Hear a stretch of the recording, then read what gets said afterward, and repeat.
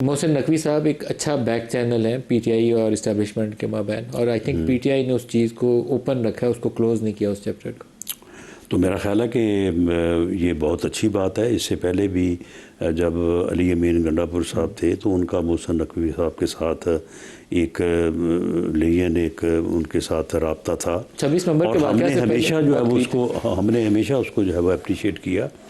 اور جب یہ 24 نومبر کو آئے ہیں تو اس جو ہے وہ یعنی جو ریلیشن ہے اس کے تحت ملاقات بھی ہوئی تھی عمران خان صاحب سے، وہاں سے پھر میسج بھی ہے اور چیزیں سیٹل ہو رہی تھیں. لیکن بعد میں آخری لمحے میں جو بتایا جاتا ہے کہ پھر جو ہے وہ بیک آؤٹ کر گئے، ورنہ وہ سنگجانی میں جا کے ان کو بیٹھنے کا کہا گیا تھا. تو یہ اگر یہ ایک لنک ہے تو بڑی اچھی بات ہے.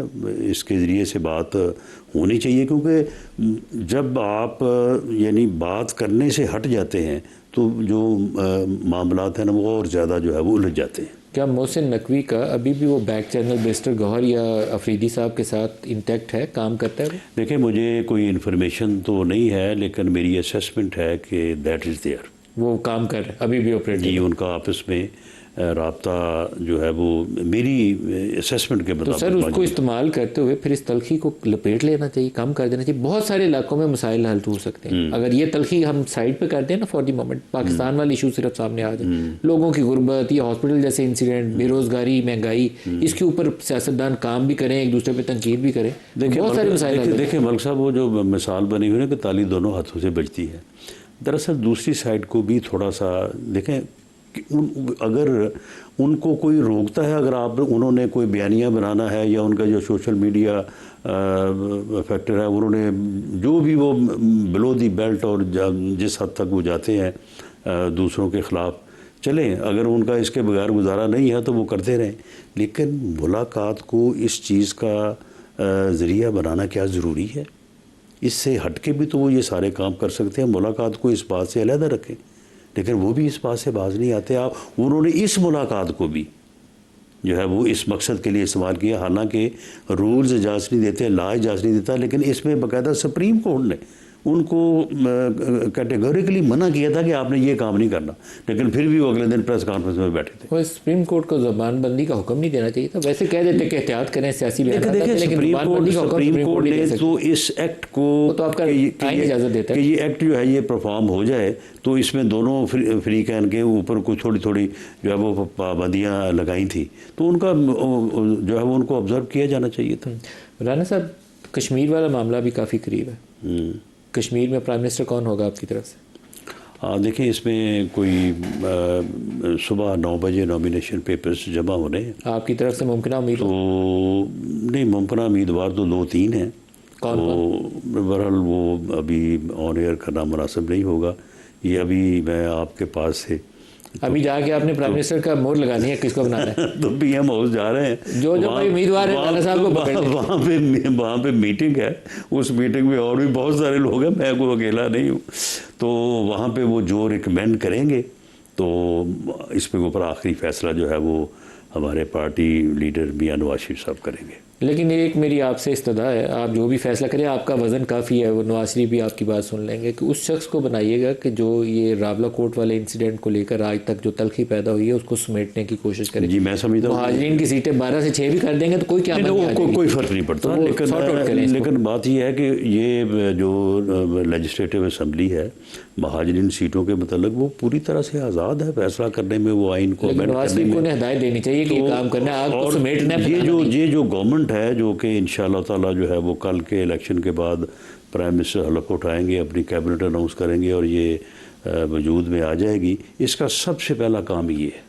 پچھلے 3 مہینوں میں جو کچھ ہوا ہے اس سے کشمیر کاز کو نقصان پہنچا ہے. مجھے بہت افسوس ہے اس چیز کا. 30 لاکھ لوگ تھے، ہم ان کو نہیں سنبھال پائے، پتہ نہیں ہم کس کو سنبھال. نہیں، وہ 30 لاکھ نہیں تھے، وہ ان کو آپ آزاد کشمیر کی پوری پاپولیشن اگر 3000 بھی کہیں نا تو یہ بھی زیادہ ہوگا. وہ لوگ انہوں نے ان کے کہنے کے اوپر پرائم منسٹر آف پاکستان میاں شہباز شریف صاحب نے وہاں پہ ان کو بجلی کا ریٹ کم کر کے دیا، ان کو گندم کے اوپر سبسڈی دی، ان کو اور بہت ساری سہولتیں دی.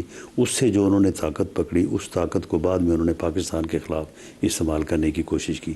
وہ لوگ جو ہیں وہ وہاں پہ جو دھرنا دے کے بیٹھے ہیں، وہاں پہ ان کی بظاہر تعداد جو ہے وہ 3-4 ہزار یا 5-7 ہزار ہے، لیکن ان میں میرا خیال ہے کہ 99% لوگ ایسے ہیں کہ جو پاکستان سے بھی محبت کرتے ہیں، سارے محبت کرنے والے تحریک سے بھی کرتے ہیں. ایک سچویشن پیدا ہوئی ہے، ان میں کوئی 1% کوئی 0.5% لوگ ایسے ہوں گے جن کا ایجنڈا یا جن کے معاملات یا جن کے تانے بانے جو ہیں وہ کسی اور جگہ پہ ہیں. سر حالات خراب ہو جائے نا تو دشمن اندر گھس آتا ہے. ہاں بالکل ٹھیک. لوگ اپنے اب دشمن کو اندر سے نکالیں. بس یہ حکومت جو اب بننے جا رہی ہے، اس کا سب سے پہلا جو ہے وہ اس کا امتحان یا اس کا کام یہی ہوگا کہ اس صورتحال کو ریزالو کرے. سر 9 مئی والے انسیڈنٹ کے اوپر بہت بڑا جو پاکستان میں سیاسی صورتحال خراب ہوئی، 9 مئی کا اس میں بڑا دخل ہے. جمہوریت بہت پیچھے چلی گئی، 25-30 سال پیچھے جا کے جنرل ضیاء کے دور میں کہیں پہنچ گئی.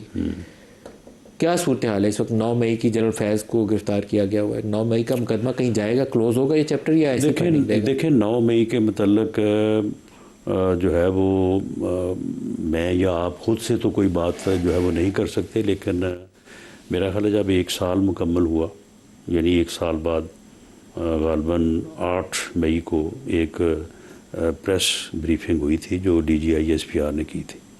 تو انہوں نے اس پورے واقعے کا ذکر کرتے ہوئے اور جو اس کے بعد واقعات ہوئے ان کا ذکر کرتے ہوئے انہوں نے ایک بڑی دو ٹوک بات کی تھی کہ یہ انسٹیٹیوشن کے اوپر حملہ تھا، اسے نہ معاف کیا جائے گا نہ اسے بلایا جائے گا. تو اس کا کرنٹ سٹیٹس کیا ہے اس کا؟ تو میرا خیال ہے کہ اس میں جو ہے وہ نہ تو کسی کو اب تک معاف کیا گیا ہے، نہ معاف کیا جائے گا اور نہ ہی اس کو بلایا جائے گا، کیونکہ انسٹیٹیوشن نے اس کو اپنے اوپر ایک حملہ اور کے طور پہ لیا ہے، اور ان کا یہ موقف اور اس کا اظہار DGI/SPR نے کئی دفعہ کیا ہے کہ ایک میوٹنی جو ہے وہ انسٹیٹیوشن میں بغاوت، فوج میں بغاوت اکسانے کے لیے یہ کام کیا گیا. جنرل فیض کا کرنٹ سٹیٹس کیا ہے؟ یہ بہت بڑا جرم ہے. میوٹنی کی سزا آپ کو پتہ ہے فوج میں کیا ہے؟ میں اس کو دہرانا نہیں چاہتا. یہ بہت بڑا جرم ہے. تو اس کے اوپر جو انہوں نے ایک بات کی تھی کہ اگر صدقے دل سے یہ معافی مانگے تو پھر بات آگے بڑھ سکتی ہے. اب انہوں نے صدقے دل سے معافی مانگنے کی بجائے انہوں نے زبانی بھی جو ہے وہ معافی نہیں مانگی، بلکہ یہ الٹا ان کو کہہ رہے ہیں کہ یہ تو آپ نے خود کیا ہے.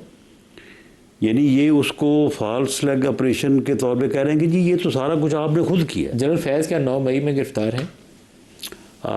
میرا خیال ہے کہ ان کو سزا تو اب سزا بھی ایک اور معاملے میں جو پراپرٹی سے متعلق تھا اس میں ہوئی ہے، اور یہ جو 9 مئی سے متعلق ہے اس میں اسی سزا میں جو ہے یہ یا وہ جو چلان پیش ہوا تھا اس میں یہ بات کی گئی تھی کہ اس کے اوپر جو ہے وہ معاملہ پینڈنگ ہے.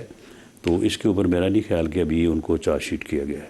اس کا اندیشہ موجود ہے کہ اس کو بھی کیا جائے گا؟ جی اندیشہ کیا ہے، اس میں تو باقاعدہ ان بلیک اینڈ وائٹ ہے یہ چیز کہ اس کے اوپر جو ہے وہ چارج شیٹ ان کو کیا جائے گا، اور جب ان کو چارج شیٹ کیا جائے گا تو کچھ اور لوگوں کو بھی کیا جائے گا. جن کی طرف آپ اشارہ کر رہے ہیں میرے خیال اس پہ سوال نہ ہی پوچھو تو بہتر. ٹھیک.